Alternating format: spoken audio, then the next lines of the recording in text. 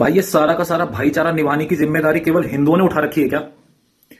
मुंबई के मचगांव में एक गणेश जी की यात्रा निकल रही थी और उस पर जिहादियों की सोसाइटी के ऊपर से एक बिल्डिंग है। ये देखो, आपको बिल्डिंग दिखा रहा हूं मैं। इस बिल्डिंग के अंदर से अंडे फेंके गए हैं। ये जो पूरी की पूरी बिल्डिंग है, इसमें अधिकतर लोग जो हैं वे मुस्लिम हैं। तो इनको इतना अच्छा लगा वो पूरा का पूरा यात्रा, इन्हें इतनी तकलीफ हुई उस यात्रा से कि इन्होंने वहां से जो है अंडे फेंके हैं। और वो अंडे जो है नीचे खड़े हुए लोगों के ऊपर और गणेश जी की मूर्ति जो उसके ऊपर गिरे। आप मुझे एक बात बताओ, इस देश के अंदर इतने त्योहार मनते हैं मुसलमानों के, इतनी यात्राएं निकलती हैं, क्या किसी भी यात्रा के ऊपर कभी भी किसी भी हिंदू ने कोई पत्थर या कोई ऐसी चीज फेंकी?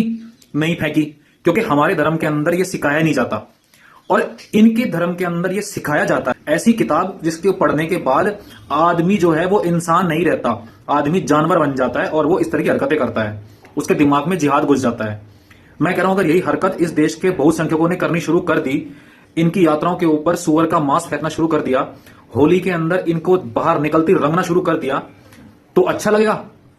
सोचो, अगर यही काम हिंदुओं ने शुरू कर दिया तो क्या होगा? क्यों ऐसी हरकतें करते हो?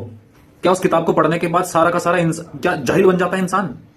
वो किताब किसी अच्छे इंसान ने लिखी है या किसी शैतान ने लिखी है? इतना बता दो कि उसको किताब को पढ़ने के बाद आदमी के अंदर शैतान जाग जाता है और वो दूसरे धर्म की इज्जत करना छोड़ देता है, चाहे किसी भी धर्म का क्यों ना हो।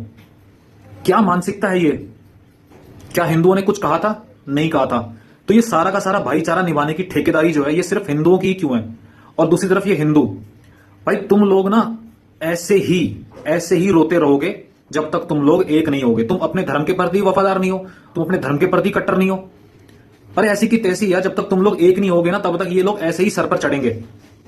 इस देश के अंदर हमेशा ये इतिहास गवाह रहा है कि किले के दरवाजे अंदर से ही खुले हैं, बाहर से कभी कोई कुछ नहीं कर पाया। तो जब तक तुम अंदर से एक दूसरे का विरोध करोगे तब तक कभी भी तुम एक नहीं हो सकते। बटे रहो इस धर्म के चक्कर में, बटे रहो अपनी जातियों के चक्कर में, ऐसा ही रहेगा। सारी दुनिया से धीरे धीरे खत्म हो रहे हो। आज हिंदुस्तान के अंदर ये हाल है तुम्हारा, तो कल को तुम यहां पर भी अल्पसंख्यक हो जाओगे और उसके बाद जो है बस खत्म, फिर हो जाना बांग्लादेश और पाकिस्तान की तरह। अभी वक्त है भाई, सुधर जाओ, एक हो जाओ। हम सब एक हैं और इस तरह की मानसिकता जिन जिन के दिमाग के अंदर बढ़ रही है ना, उन सबका इलाज करने का समय आ गया अब।